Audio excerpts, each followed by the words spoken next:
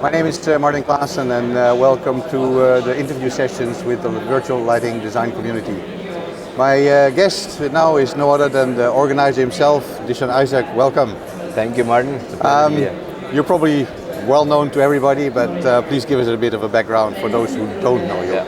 Hi, my name is Dishan. I'm the show director for Light Middle East and Intelligent Building Middle East. I've been handling Light Middle East since 2017, so it's almost 5 years now. This year we witnessed the launch of the Intelligent Building Middle East as a new section. Apart from being a show director myself, I have a bit of a passion for lighting, and that's why you see the bit of extra effort here into the show. So with all that passion, you have put together a passionate program, I would say. Can you tell us a bit about the program for this show event? Yeah. So this year we focused on 3 key themes for the show, under the themes of innovative design, sustainable future, and seamless integration. So everything within the exhibition revolves around these 3 themes. If you take the exhibition show floor, it's divided into 3 segments. One for lighting, we have the technical lighting, accessories and components, which are more inclined towards energy efficiency and sustainability. We have the architectural and decorative range, focusing more on innovative designs, new innovative designs being coming into the market. And then we have the section within the intelligent building, which focuses more on the seamless integration of different systems within a building. So that's from the exhibition point of view. We have the same themes even following into the number of talks, conferences that we have. Yesterday we had Light Talks, which had multiple sessions focusing around these themes. We have the Smart Building Summit as well, revolving around these themes, topics from sustainability, net zero buildings, digital twins, and seamless integration of and interoperability being a key. And then the themes are also a key part of the awards program. That's how all of our projects and products are being judged. Okay, along those 3 themes. Along the 3 themes, so they're all being judged based on the 3 themes. And yesterday we witnessed the product pitch, which kind of inclined in the same direction, and we're looking forward to who's going to win tonight in the awards. I heard from some that did product pitches and some of the judges that they really liked the introduction of product pitches because it gives them an extra dimension. And I heard from some that were judging that it gave them that additional answer on questions they had. So I think it's a really good idea. Yeah, absolutely. Because since the last 5 years, we've been running the Light Middle East Awards since 2013. Every year, the awards has been upgrading to a different level.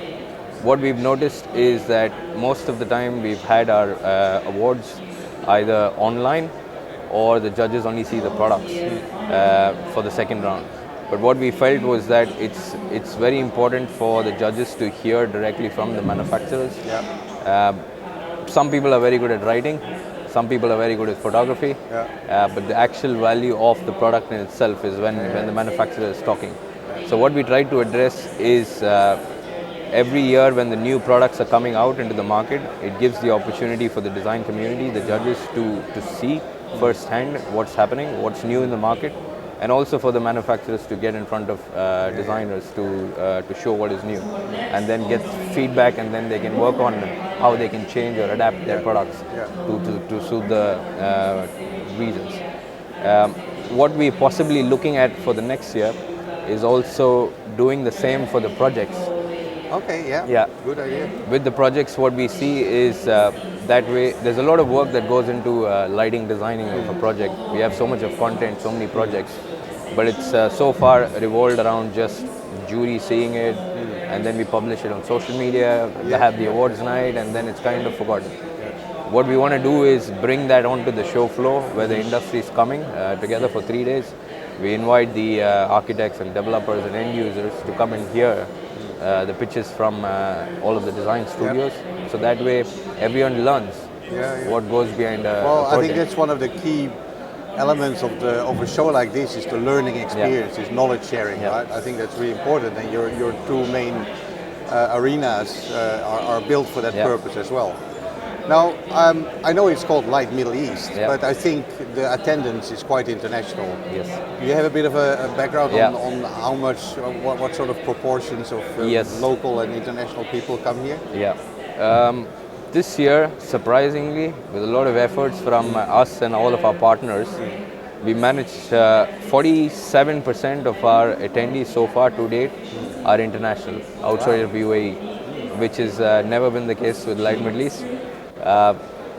This is in comparison to the previous years, we've had a 80-20%. 80% used to be local and 20% international. Wow. And this year 46% is good news. Yeah. Majorly we are seeing a lot of people from outside of UAE, from Saudi Arabia is the biggest audience, and then other parts of GCC, North Africa. But then we have representation in total from around 93 countries, which is good to see so many people coming to Dubai. It's a good time of the year as well. I think it shows the growing importance of this region. Yeah, absolutely. Absolutely. Now, we are entering the post-COVID era. We all had the disruption over the last couple of years. And I guess that has also changed a bit how people live and work and how they approach things. Can you tell me a little bit about how that has affected the way you have planned the show this year? Yeah, absolutely. In fact, one of the most important things that the pandemic has brought is people are so used to being in the virtual world. One thing they've learned from that is collaboration. Collaboration is very important for not only people but also for different systems within a building. So that's something that we are actively focusing on. With our partners VLDC, we are able to, and our strategic partners, Light Collective and so on, we were trying to engage the community before the show, and then at the show, people are so excited to finally meet each other. You and I are meeting after 4 years now. But what we are trying to do is bring people here, see things for themselves, and then have those discussions. Have those discussions which can help to make things better. Some of the reunions have been quite emotional, I have to say, over the last 2 days, because some of us hadn't seen each other for years, and finally we see each other in real life again. But you touched on VLDC. You have invited us as a partner, and we have gladly accepted that, and I think it's a great collaboration. It's great to hear also your views on our platform, which is only about less than 2 years old. With the VLDC, we think it's a great initiative. It's much needed for the lighting community, and we see it as a 365 way of engaging people from an educational point of view, content, and this platform can be something which all the lighting community can look up to, right? And our collaboration with the VLDC, the way we see it is the 365 engagement happens on the platform, and then the meeting happens at Dubai, at the Light Middle East, or any other event for that matter. That kind of gives the opportunity for all of them to come together and then continue the work after that on the platform. So that's so far it's been a very successful collaboration for us, thanks to you and the team. Oh, thank you also. I mean, we need each other, and I think the collaboration also helps to cement that connectivity within the community. Because there's always a lack of, being able, we see each other at fairs, but then it sort of dies until the next fair, right? So it also gives the ability to continue the knowledge sharing outside places like this. Absolutely. Absolutely. So now I think maybe we round up with your views for the future, because now we're entering a new stage after the pandemic, new collaborative efforts like we are doing together. Tell us a bit about your vision for the future. Our vision for the future is in line with what the region wants to achieve. Mainly this year, we collaborated with one of our very own shows called Intersect, which is the world's leading event for security, fire and safety. What we see is that, and we have Light Middle East, which has been happening since 2006.